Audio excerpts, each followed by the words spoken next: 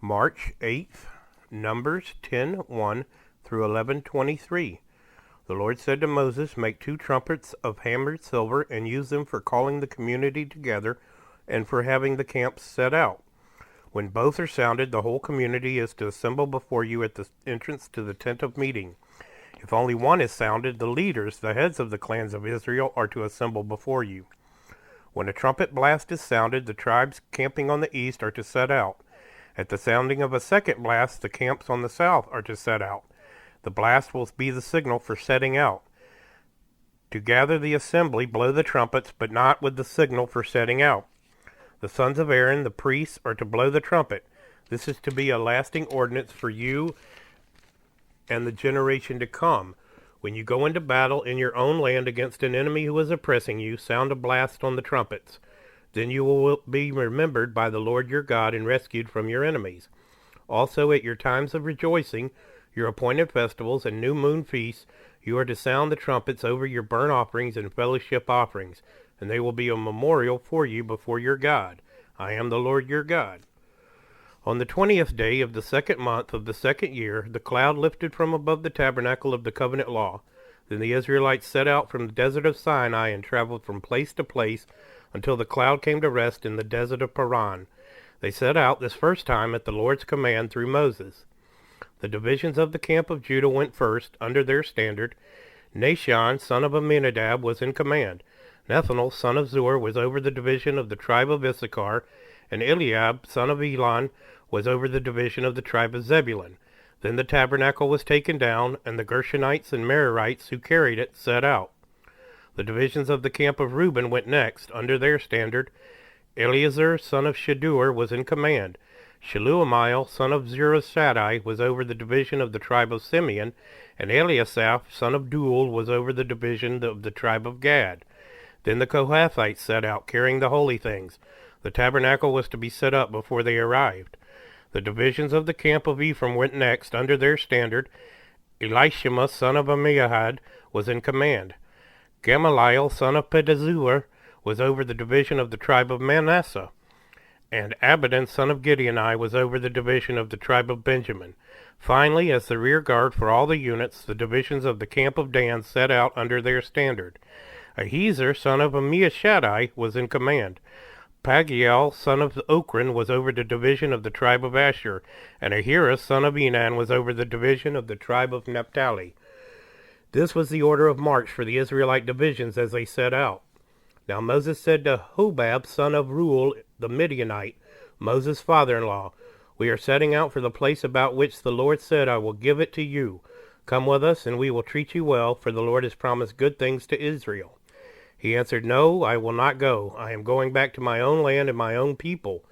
But Moses said, "Please do not leave us. You know where we should camp in the wilderness, and you can be our eyes. If you come with us, we will share with you whatever good things the Lord gives us." So they set out from the mountain of the Lord and traveled for 3 days. The ark of the covenant of the Lord went before them during those 3 days to find them a place to rest. The cloud of the Lord was over them by day, and when they set out from camp. Whenever the ark set out, Moses said, "Rise up, Lord, may your enemies be scattered, may your foes flee before you." Whenever it came to rest, he said, "Return, Lord, to the countless thousands of Israel." Now the people complained about their hardships in the hearing of the Lord, and when he heard them, his anger was aroused. Then fire from the Lord burned among them and consumed some of the outskirts of the camp. When the people cried out to Moses, he prayed to the Lord, and the fire died down, so that the place was called Taberah, because fire from the Lord had burned among them. The rabble with them began to crave other food, and again the Israelites started wailing and said, "If only we had meat to eat. We remember the fish we ate in Egypt at no cost, also the cucumbers, melons, leeks, onions, and garlic. But now we have lost our appetite. We never see anything but this manna." The manna was like coriander seed and looked like resin. The people went around gathering it and then ground it into a hand mill and crushed it in a mortar. They cooked it in a pot or made it into loaves, and it tasted like something made with olive oil. When the dew settled on the camp at night, the manna also came down. Moses heard the people of every family wailing at the entrance to their tents. The Lord became exceedingly angry, and Moses was troubled. He asked the Lord, "Why have you brought this trouble on your servant? What have I done to displease you that you put me the burden of all these people on me? Did I conceive all these people? Did I give them birth? Why do you tell me to carry them in my arms as a nurse carries an infant to the land you promised an oath to their ancestors? Where can I get meat for all these people? They keep wailing to me, 'Give us meat to eat.' I cannot carry all these people by myself. The burden is too heavy for me.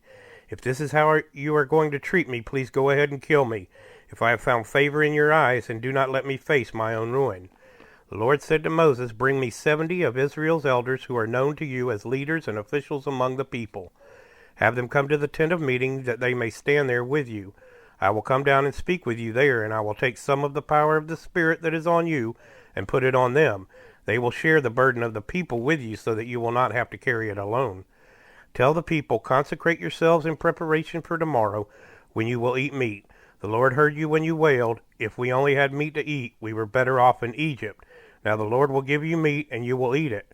You will not eat it for just 1 day or 2 days or 5, 10, or 20 days, but for a whole month, until it comes out of your nostrils and you loathe it, because you have rejected the Lord who is among you, and have wailed before him, saying, 'Why did we ever leave Egypt?' But Moses said, 'Here I am among 600,000 men on foot, and you say I will give them meat to eat for a whole month. Would they have enough if flocks and herds were slaughtered for them? Would they have enough if all the fish in the sea were caught for them?' The Lord answered Moses, 'Is the Lord's arm too short? Now you will see whether or not what I say will come true for you.'" Mark 14, 1-21. Now the Passover and the festival of unleavened bread were only 2 days away, and the chief priests and the teachers of the law were scheming to arrest Jesus secretly and kill him. But not during the festival, they said, or the people may riot. While he was in Bethany, reclining at the table in the home of Simon the leper, a woman came with an alabaster jar of very expensive perfume made of pure nard. She broke the jar and poured the perfume on his head. Some of those present were saying indignantly to one another, Why this waste of perfume? It could have been sold for more than a year's wages, and the money given to the poor." And they rebuked her harshly. "Leave her alone," said Jesus. "Why are you bothering her? She has done a beautiful thing to me. The poor you will always have with you, and you can help them any time you want. But you will not always have me. She did what she could. She poured perfume on my body beforehand to prepare for my burial. Truly I tell you, wherever the gospel is preached throughout the world, what she has done will also be told in memory of her." Then Judas Iscariot, one of the 12, went to the chief priests to betray Jesus to them. They were delighted to hear this and promised to give him money, so he watched for an opportunity to hand him over.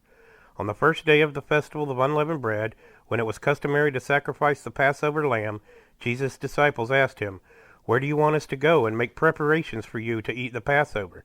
So he sent 2 of his disciples, telling them, "Go into the city, and a man carrying a jar of water will meet you. Follow him.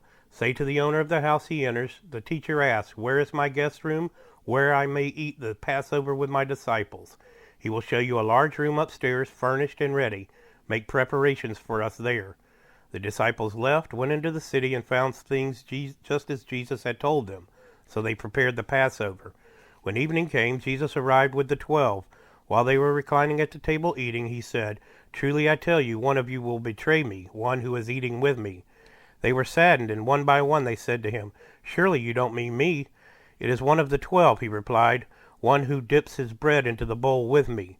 The Son of Man will go just as it is written about him, but woe to that man who betrays the Son of Man. It would be better for him if he had not been born." Psalm 51, 1-19. For the director of music, a psalm of David, when the prophet Nathan came to him after David had committed adultery with Bathsheba.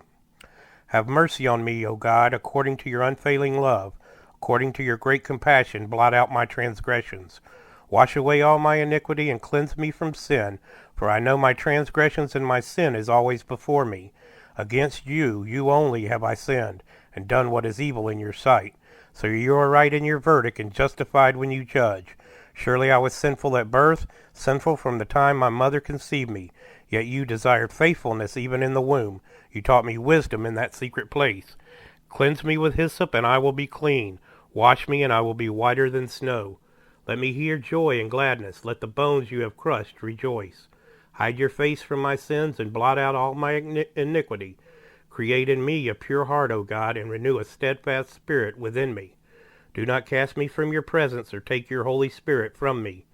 Restore to me the joy of your salvation, and grant me a willing spirit to sustain me. Then I will teach transgressors your ways, so that sinners will turn back to you.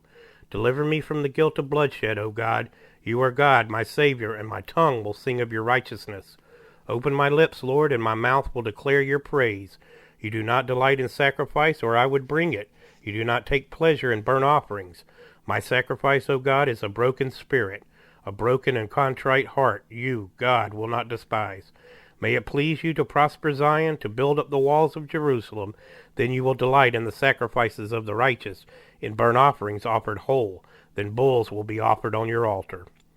Proverbs 10:31 through 32. From the mouth of the righteous comes the fruit of the wisdom, but a perverse tongue will be silenced. The lips of the righteous know what finds favor, but the mouth of the wicked only what is perverse.